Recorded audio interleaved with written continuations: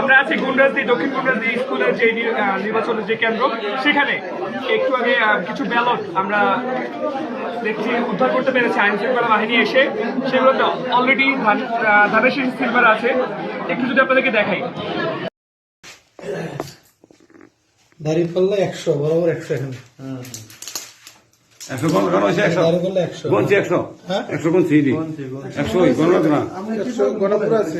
গণনা 100 আসলে বিবেক যদি না দেখে আর এই হার জিত তো নির্বাচন এটা মানুষদের আছে নাকি এটি কোনো কথা চুরি বাটফারি এগুলো মানুষের আমানত, এগুলো মানুষের আমানত, এগুলো তো চুরি করে ভালো লাগছে। এখানে বসছিল লোকেরা এখানে। আচ্ছা একটা কথা শুনো, সারা বাটফারিরা করছে। আচ্ছা শুনেন, যে সময়টা মাল আসছিল এই বস্তাটা বড় সব বস্তা আসছিল কেন? বস্তাখানি ছিল। বস্তা আসলে এখানে না? আমি এই পাশে দেখছিলাম। হ্যাঁ মা জানেন, ঠিক আছে। মানুষের তো একটা জীবনের মধ্যে একটা ইয়ে আছে, এগুলো হলো মানুষের আমানত। মানুষের দাঁড়িয়ে বললা নেই সেখানে ভোট দিছে, এগুলো প্রিজাইডিং অফিসার মিল্লা শুরু করে সেটার মধ্যে ভালো লাগছে আমরা 100 ভোট। এটি কোন ধরনের নীতি, কোন ধরনের আদর্শ?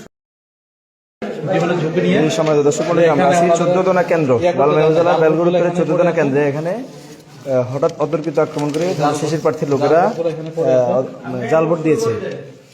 এগুলো কি করবো? এগুলো আমি কি করবো? 144টা ভোট আমাদের কালেকশন হয়েছে। একটা ভোটে কি হয়েছে এটা বলবেন কিনা? আমরা গন্ডগোলের শুরুতে আমরা দরজা অনেকক্ষণ দরজা ভাঙাভাঙির চেষ্টা করতে আমরা ভিতর থেকে সর্বোচ্চ চেষ্টা করছি বন্ধ রাখার জন্য, কিন্তু সর্বশেষ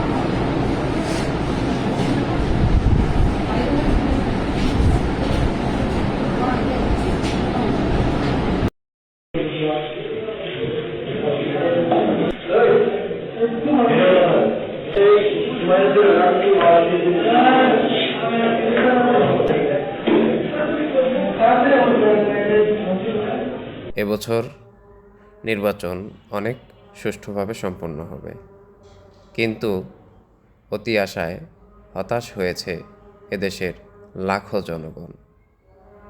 আপনারাই বলুন, নির্বাচন কি পুনরায় আবার করা উচিত, নাকি এই নির্বাচনটি সুষ্ঠু হয়েছে?